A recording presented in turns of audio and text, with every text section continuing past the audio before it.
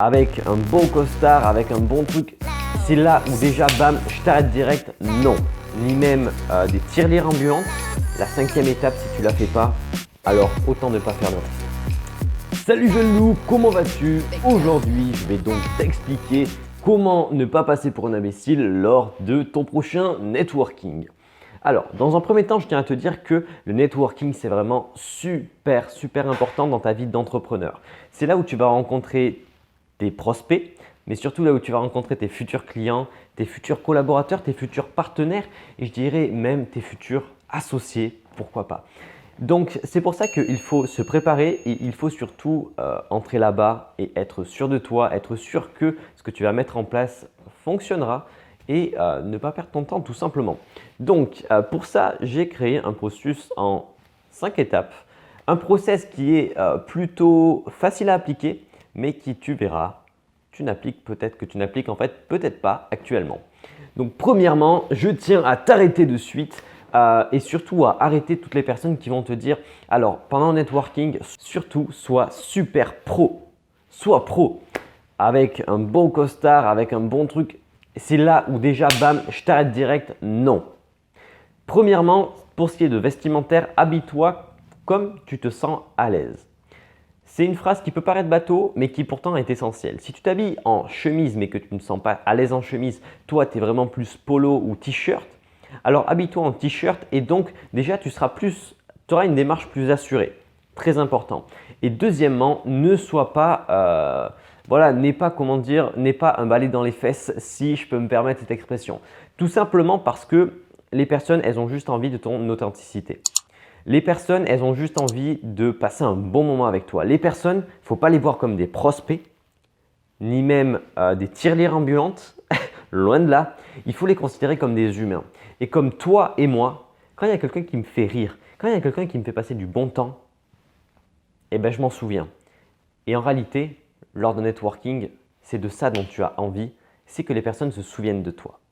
Ensuite, la deuxième étape pour ne pas passer pour un imbécile lors de ton prochain networking, c'est de te préparer. Donc déjà de te préparer au niveau du mindset, mais surtout de te préparer avec un petit accessoire qui s'appelle une carte de visite. Ce que tout le monde n'a pas forcément, mais ce qui est pourtant essentiel. La carte de visite, concrètement, ça ne va rien t'apporter en plus. Ce n'est pas ça qui va faire en sorte que tu vas choper le numéro de l'entrepreneur le plus coté dans ton milieu. Non, sincèrement, ça ne va rien faire en plus, mais ça va simplement faciliter la remise en contact après cet événement quand vous vous perdez de vue.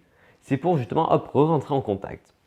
Troisième étape pour assurer lors d'un networking, c'est d'avoir ton elevator pitch de prêt. Il faut que tu l'aies préparé ton elevator pitch. Un elevator pitch, pour ceux qui ne le savent pas, ça porte bien son nom. En fait, c'est un petit pitch sur toi où tu vas tout simplement te présenter, te dire ce que tu fais et ce que tu apportes en l'espace de 30 secondes, pas plus.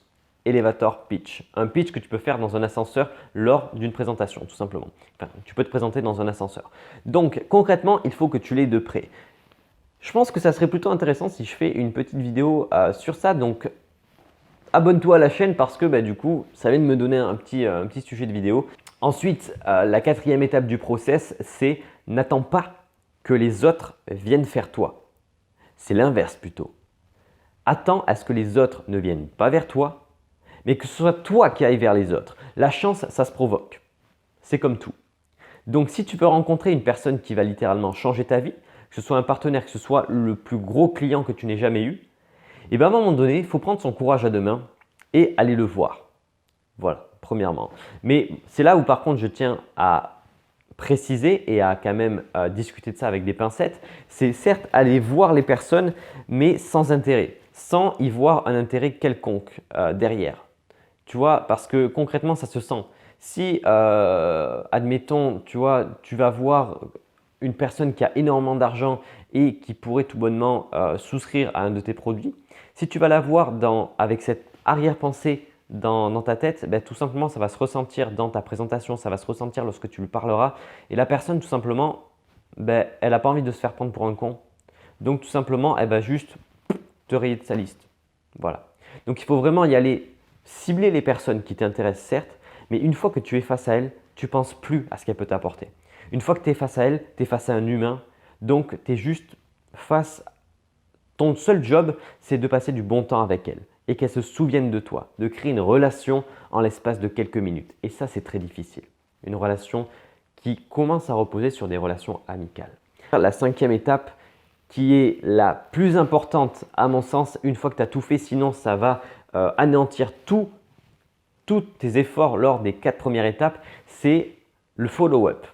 Le follow-up, c'est tout simplement un mot anglais qui fait stylé pour dire la relance. Relancer les gens, c'est super important. Parce que s'échanger des cartes de visite, c'est bien. Moi, je ne suis actuellement pas chez moi, je suis à Lisbonne, donc je ne pourrais pas te montrer. J'ai un tas de cartes comme ça que j'ai récupérées lors d'événements, lors de choses comme ça. C'est bien. Concrètement, je ne m'en sers pas. Par contre, parmi ce petit tas de cartes, j'ai fait la démarche et il y a des gens qui ont fait la démarche de me recontacter. Ils me disent « Hey, salut Adrien, je suis retombé sur ta carte de visite, je me suis dit que ça serait vraiment plutôt sympa qu'on se revoie parce qu'on avait bien discuté la dernière fois. » Bref, ils font du follow-up avec moi et moi personnellement également j'en fais avec des contacts bien sûr intéressants. Et ça, c'est ce qu'il faut absolument que tu fasses. Les contacts que tu sembles vraiment intéressants pour ton business, eh bien alors propose-leur 2 jours après, grand maximum. Voilà, il ne faut pas attendre plus de 2-3 jours pour faire le follow-up, sinon les personnes ne se souviennent plus de toi. Tu leur proposes tout simplement un café.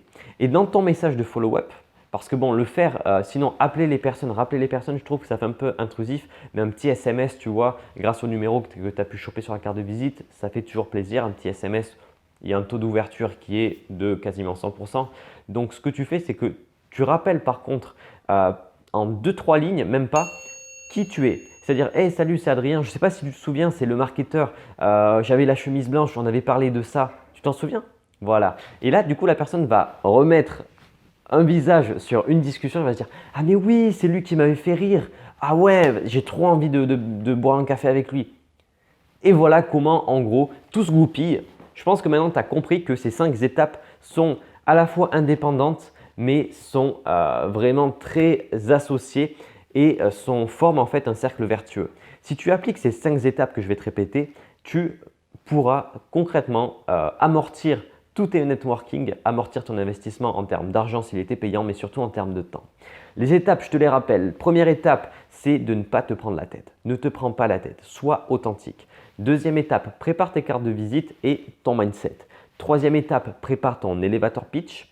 Quatrième étape, va vers les gens. Quatrième étape, va vers les gens, n'attends pas que ce soit les gens qui viennent vers toi. Et cinquième étape, fais le follow-up. La cinquième étape, si tu ne la fais pas, alors autant ne pas faire le reste. Voilà.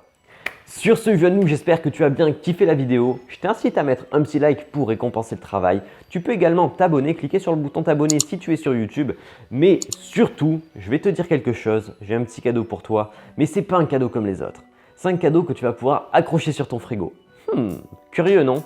Allez, je t'incite à cliquer du coup sur le lien dans la description qui se situe quelque part suivant le support sur lequel tu me regardes. Et également, si tu es sur YouTube, de cliquer sur la petite pastille qui s'affiche quelque part pour recevoir ce fameux cadeau intriguant. Je te souhaite une très bonne journée et sur ce, jeune loup, bosse bien.